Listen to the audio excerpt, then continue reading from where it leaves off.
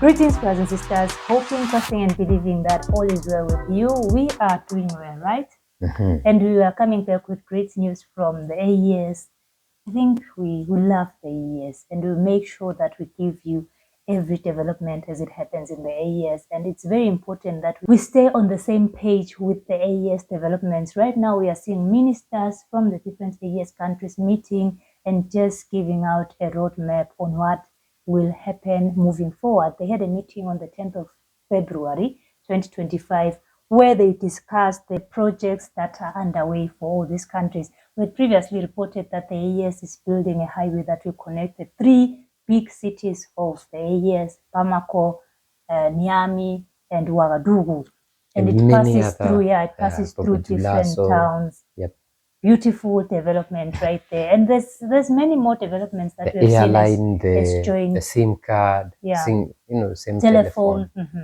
There's just a lot, and we just want to name them for you guys so you know. If you want to go and invest in the AES, we've had a lot of brothers and sisters who are calling, who are texting us on WhatsApp. The number is on the screen if you'd love to contact us, just asking, how do I get to Burkina Faso? How do I, invest in Burkina Faso? A lot of you are interested, and this is very important for you to know so that you stay on the same page in terms of development, investments in the AES.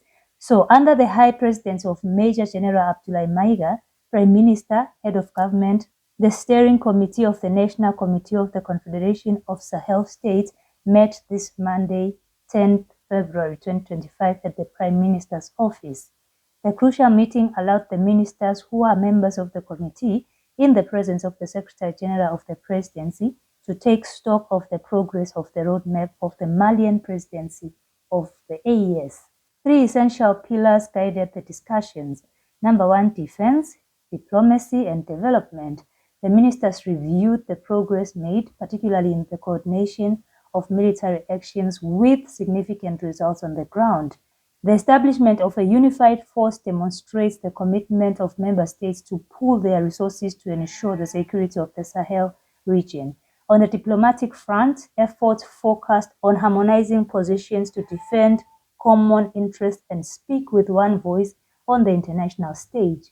The free movement of people and goods was also at the heart of the discussions, with the introduction of AES passports, thus facilitating trade and travel within the Confederation. Economic and social development has not been left out. The minister stressed the urgency of carrying out structuring and integrating projects such as the creation of a Confederation Bank for Investment and Development, a purchasing center for basic necessities, an AES airline, as well as railway and highway projects. These ambitious initiatives should stimulate economic growth, create jobs, and improve the living conditions of the population. The cultural and sporting dimensions was also addressed, with the promotion of joint activities to strengthen ties between the peoples of the AES. The fight against disinformation and the strengthening of the visibility of the Confederation were also highlighted as important issues. And in conclusion, the Prime Minister welcomed the major progress, reaffirmed the need to accelerate the implementation of priority actions in accordance with the strategic orientations of the heads of the Confederation.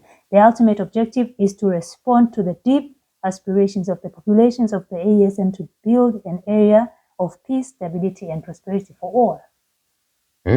It's ripening very well, eh? It seems so unbelievable to me. Have you ever read like this, these documents when you are starting a new project? Yeah. And the objectives, the way forward, how you're going to do things, and as the project, progresses, you find that these things were just only on paper. Yeah. Some of the things were not even achieved. Like when you go back and do the appraisal, you wonder, we had mentioned that we want to do this and this and this, but we only achieved this. But now, because it's a donor, for example, or funder who is funding you, you have to lie that we managed to do this, we managed to impact such and such a population. Now, this is the AES. These things that they are talking about, we are seeing them. And they are there. They are there happening. Like when you hear governments in Africa, a new government coming in, they give you the 5-year roadmap, want to build this, want to do this. By the end of the 5 years, you wonder, what happened? There's not even a single of these projects that was done. And the problem with the African countries is when you hear government say, we'll develop a nuclear power plant. Mm. You hear 2030, 2065. But for the AES Confederation, when they say we are going to develop a nuclear power plant, it is starting immediately. So you see, now we are talking about the military front where, as we said last time, is they already created a group, and a 5,000 military men strong group, that is the AES army, that will be fighting terrorists. Now this is a whole joint. Remember, each country has its own military, but now they have this joint one. Then you can see things like the creation of a Confederation Bank, which they are pushing for, because with the Confederation Bank, do you know what we are waiting for? The dropping of the CFA French currency. Then we can see the AES airline, the railway and highway projects, a lot of things that are going to create jobs for the young people of the AES. And wow. Yeah, and recently Burkina Faso's Ibrahim Traore purchased, an airline in Burkina.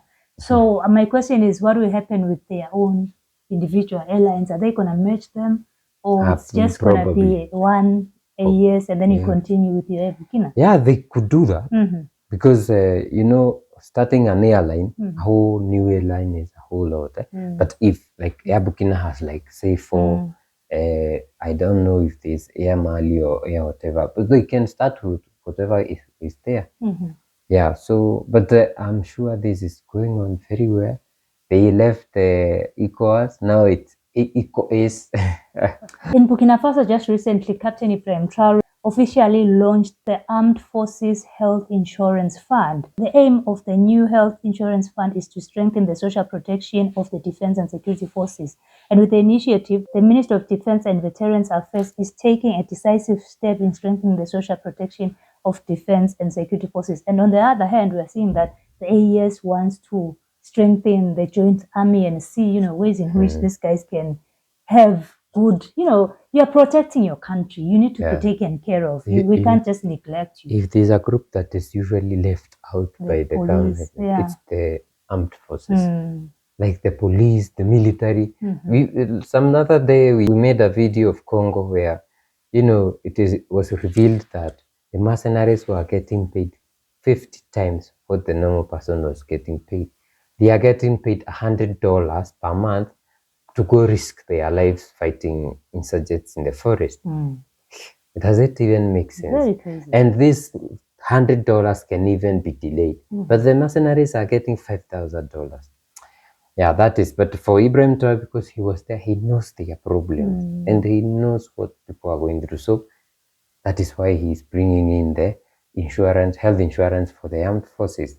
But all is going well with the AES Confederation. And we may not see it today, but I'm telling you, in the next 1 year, hey, you'll be wishing to be one of the people of the AES. Unfortunately, he has opened, Burkina Faso, we saw him welcoming the diaspora to his country. If you want to invest, if you want to relocate, the only change that we saw recently is that if you are not born in Burkina Faso, you can't own property, or what was it's it? Land. It's land. There's a land policy which is limiting a lot of people. But it's like he's trying to solve something, because as we are seeing happening in South Africa, I wish it could be that, like that it has limits. Those restrictions. Otherwise, Burkina Faso, Mali and Niger are ready for the diaspora. They are ready for all of us. Some of us wish we could relocate to Burkina Faso. Brothers and sisters, let us know what you think about these new improvements in the AES, the projects that are structured